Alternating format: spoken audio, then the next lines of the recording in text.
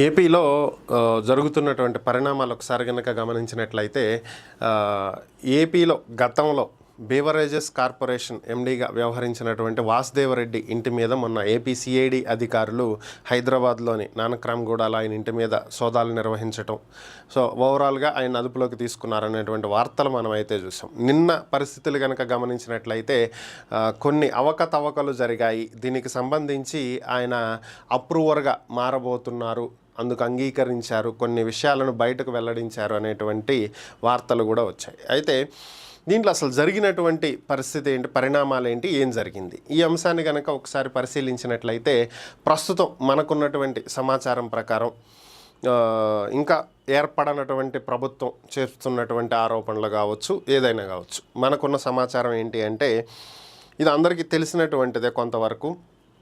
ఏపీలో 2019లో ప్రభుత్వం మారిన తర్వాత ప్రభుత్వంలో అంటే అధికారంలోకి రాకముందు ప్రతిపక్షంలో ఉన్నప్పుడు పాదయాత్ర సమయంలో జగన్ ఇచ్చినటువంటి హామీ ఏపీలో సంపూర్ణ మద్యపాన నిషేధం చేస్తాము, ఇది ఎన్నికల మేనిఫెస్టోలో కూడా పెట్టడం జరిగింది. అయితే అధికారంలోకి వచ్చాక మాత్రం సంపూర్ణ మద్యపాన నిషేధం అనేది చెయ్యలేదు. పైగా ఏపీలో కొత్త కొత్త బ్రాండ్లు వచ్చాయి, అలానే మద్యం రేట్లు కూడా భారీగా పెరిగాయి. అయితే ఇక్కడ దీనికి వైసీపీ అప్పట్లో చెప్పినటువంటి కారణాలు ఏంటి అంటే ఈ బ్రాండ్లు మేము తీసుకొచ్చినవి కాదు, దిగిపోయే ముందు చంద్రబాబు సంతకాలు పెట్టి పర్మిషన్లు ఇచ్చాడు, అవి ఇప్పుడు కొనసాగుతున్నాయి అని. సో ఓవరాల్గా ఏదైతే ఏంటి ఏపీలో విచ్చలవిడిగా కొత్త కొత్త రకాల బ్రాండ్ల మద్యం అంతా అమ్మబడింది ఒక 5 ఏళ్ల పాటు. సో ఈ విషయాన్ని పక్కన పెట్టేసేస్తే అసలు ఇక్కడ జరిగినటువంటి స్కామ్ ఏంటి, స్కీమ్ ఏంటి, ఈ అంశాలు కనుక ఒకసారి మనం పరిశీలించినట్లయితే ఓవరాల్గా ఏపీలో ఈ మద్యానికి సంబంధించి 2 శాఖల మధ్యలో సమన్వయం ఉండాలి. ఏంటంటే ఒకటి బేవరేజెస్ కార్పొరేషను, రెండోది ఎక్సైజ్ శాఖ. జనరల్గా ఈ ఎక్సైజ్ శాఖకి సపరేట్గా ఒకళ్ళని నియమిస్తారు, బేవరేజెస్ శాఖకి ఒకళ్ళని నియమిస్తారు. అయితే ఇక్కడ వైసీపీ ఏం చేసిందంటే 2 శాఖలకు కలిపి ఒకళ్ళనే నియమించింది, అతనే వాసుదేవరెడ్డి. సో ఇక్కడ వీళ్ళు చేసింది ఏంటి అంటే జనరల్గా ఎక్సైజ్ శాఖ ఏం చేస్తుంది అంటే ఎక్సైజ్ శాఖ పనులు ఏంటి, ఎక్సైజ్ శాఖ చేసే పనులు కనుక మనం ఒకసారి చూసుకుంటే ఎక్సైజ్ డిపార్ట్మెంట్ అనుకో, వీళ్ళు ఏం చేయాలి, మద్యం ధరలకు సంబంధించినటువంటి నియంత్రణ, అలాగే దీనికి సంబంధించినటువంటి రూల్స్ అండ్ రెగ్యులేషన్స్,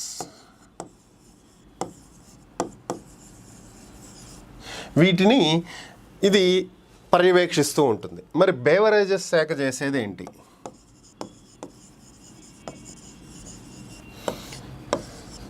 బేవరేజెస్ శాఖ ఏం చేస్తుందంటే డిస్టిలరీస్ ఉంటాయి కదా, ఇక్కడ డిస్టిలరీస్ అంటే అర్థం కాకపోవచ్చు, లిక్కర్ సప్లై చేసేటువంటి సంస్థలు, కంపెనీస్. సో వీటి నుంచి ఎక్సైజ్ కావాల్సినటువంటి లిక్కర్ సప్లై సంబంధించినటువంటి వాటిని ఇది పర్యవేక్షిస్తుంది. So distilleries to excise department ఏదైతే సప్లై ఉంటుందో దాన్ని ఇది చూస్తుంది. అయితే ఇక్కడ ఈ రెండింటిని కూడా ఒక వ్యక్తి చేతిలోనే పెట్టారు. ఈ విషయం కూడా పక్కన పెట్టేసేస్తే ఇంకొకటి ఇక్కడ జరిగినటువంటి అంశం ఏంటంటే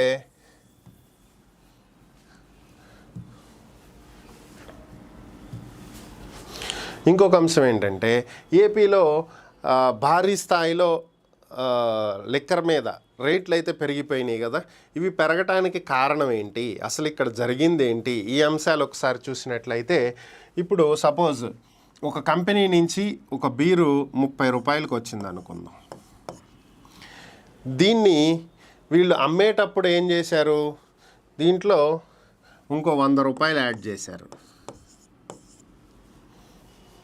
దీనికంటే ముందు అసలు ప్రభుత్వానికి వచ్చింది 20 రూపాయలకు అనుకుందాం, ట్రాన్స్పోర్ట్ ఛార్జీలు కూడా కలుపుకుని 30 రూపాయలకు వచ్చింది, దీనికి 100 రూపాయలు యాడ్ చేసి 130 రూపాయలకు అమ్మేశారు దీన్ని. అయితే ఈ అదనంగా యాడ్ చేసిన ఈ 100 రూపీస్కి గవర్నమెంట్ చెప్పింది ఏంటంటే excise duty, additional excise duty,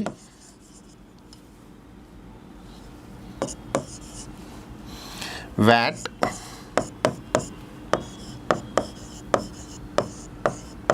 additional VAT, ఈ పేరుతోటి ప్రభుత్వం ఇది మొత్తం తీసుకెళ్ళి ప్రభుత్వ ఖజానాలో వేసింది. ఓకే, సో దీన్ని చూపించి బ్యాంక్ దగ్గర నుంచి ఇదిగో మా దగ్గర ఇంత ఆదాయం ఉంది, సో మీరు మాకు అప్పు ఇవ్వండి అని చెప్పి 25,000 కోట్లు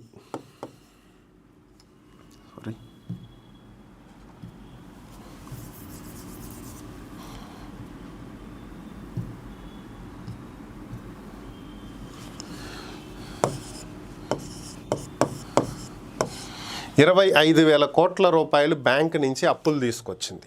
దీన్ని చూపించి ఈ లిక్కర్ మీద వస్తున్నటువంటి ఆదాయాన్ని చూపించి, సో దీనికి సంబంధించి డబ్బులు బ్యాంకుకి వడ్డీలు కట్టాలి. వచ్చే 20 ఏళ్లకు 17 ఏళ్లకు ఇలా రకరకాల స్టేజెస్లో పెట్టి ఇన్ని సంవత్సరాల్లో తిరిగి కడతాం, ఇన్ని సంవత్సరాల్లో తిరిగి కడతాం అని చెప్పి ఓవరాల్గా భారీ స్థాయిలో డబ్బులు అయితే తీసుకొచ్చింది. ఇక్కడ వరకు బాగానే ఉంది. తెచ్చిన డబ్బులన్నీ పంపకాలకి సంక్షేమ పథకాలకి ఖర్చు పెట్టిందని అనుకుందాం సపోజ్ ప్రస్తుతానికి. ఓకే, ప్రస్తుతానికి ఇంతవరకు ఖర్చు పెట్టేసింది కదా. ఖర్చు పెట్టేసిన తర్వాత మరి మిగిలినటువంటి ఇంకా మిగిలేదేమో తెచ్చినవన్నీ ఖర్చు పెట్టింది అనుకుందాం. ఓకే, బాగానే ఉంది. అయితే దీనికి ఏం చేయాలి? యాక్చువల్గా ప్రైవేటు వ్యక్తుల చేతుల్లో ఇన్నాళ్ళు వైన్ షాపులు ఉండేవి. ఈ ప్రభుత్వం వేలంపాట వేసేది, పాడుకున్న వాళ్ళకి ఇచ్చేది. ఈ ఏరియా ఈ లొకేషన్కి ఇంతవరకు సప్లై అని చెప్పి ఎక్సైజ్ శాఖ సప్లై ఇచ్చేది, దాన్ని వాళ్ళు అమ్మేవాళ్ళు. అక్కడతో క్లోజ్ అయిపోయింది. కానీ ఇప్పుడు ప్రభుత్వమే మద్యం షాపులు నిర్వహిస్తుంది. అయితే ప్రభుత్వం మద్యం షాపుల్ని నిర్వహిస్తున్నందుకు ప్రభుత్వానికి మ్యాన్ పవర్ కావాలిగా, ప్రభుత్వానికి ఉద్యోగులు కావాలిగా వైన్ షాప్లో పనిచేయటానికి. ఇక్కడ పనిచేసే వాళ్ళందరికీ సప్లై చేసే మ్యాన్ పవర్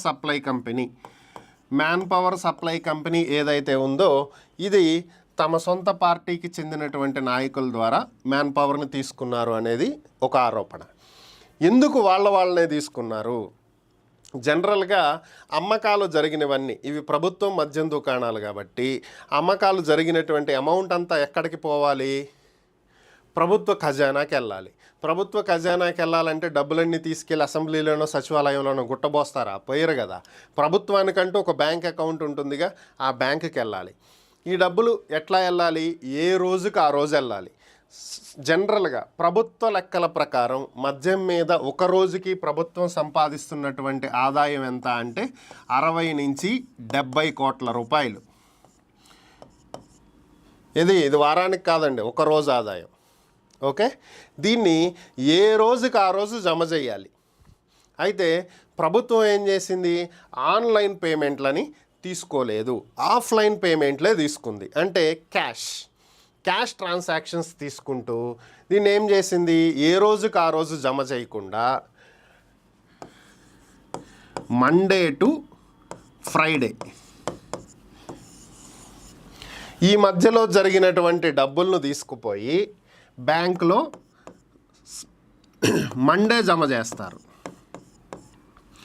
అంటే ఈ వారం, ఈ సోమవారం నుంచి ఈ శుక్రవారం వరకు జరిగినటువంటి డబ్బుల మొత్తాన్ని వచ్చే సోమవారం తీసుకెళ్ళి జమ చేస్తారు. సో ఈ మధ్యలో మరి సాటర్డే సండే 2 రోజులు ఉన్నాయి కదా. ఈ 2 రోజుల్లో జరిగినటువంటి అమ్మకాల లెక్క ఎక్కడికి పోయింది అంటే 60 కోట్ల రూపాయల చొప్పున వేసుకున్న ఈ 2 రోజుల్లో 120 కోట్ల రూపాయల అమ్మకాలు జరిగినాయి. ఈ డబ్బు ఎక్కడికి పోయింది? ఈ 120 కోట్ల రూపాయల డబ్బునే లెక్కలు తారుమారు చేసి జరిగేది ఆఫ్లైన్లోనే కాబట్టి ఇవి ప్రభుత్వంలో కొంతమంది పెద్దల జేబులు నింపటానికి ఈ డబ్బులు వెళ్ళినాయి. డిస్టిలరీస్కు కొంతమందికి, అధికారులకు కొంతమందికి, అలాగే ప్రభుత్వంలో కొంతమంది పెద్దలకు ఈ డబ్బులు ముట్టినయి అనేది ఒక ప్రాథమిక ఆరోపణ. దీనికి సంబంధించే వాసుదేవరెడ్డి నోరు తెరుస్తున్నారని, దీనికి సంబంధించినటువంటి వివరాలు ఇస్తున్నారని, ఎవరెవరి జేబులకి ఎంతెంత డబ్బులు వెళ్ళినాయి అనేది బయటకు వచ్చేటువంటి అవకాశం ఉందని, ఇదే గనక జరిగితే నెక్స్ట్ ఈ స్కామ్లోకి కూడా జగన్ పాత్ర ఉంది అని చెప్పి తీసుకొచ్చేటువంటి అవకాశం ఉంది అనేటువంటి వార్తలు వస్తున్నాయి. మరి వాసుదేవరెడ్డి ఎంతవరకు నోరు విప్పుతారో, నిజంగా ఇంత పెద్ద స్కామ్ జరిగిందో, అంటే వారానికి 120 కోట్లు అంటే 5 ఏళ్లలో ఎన్ని వేల కోట్లో ఇక నేను చెప్పాల్సిన అవసరం లేదు. కాబట్టి సో అంత పెద్ద స్కామ్ రియల్గా ఏపీలో జరిగిందా, ఆ డబ్బంతా ఎక్కడికి పోయింది, ఎవరి జేబులు నింపడానికి వెళ్ళింది, ఎవరి జేబులు నింపుకున్నారు, ఎక్కడ దాచారు, ఇదే ఇప్పుడు తెలియాల్సి ఉంది.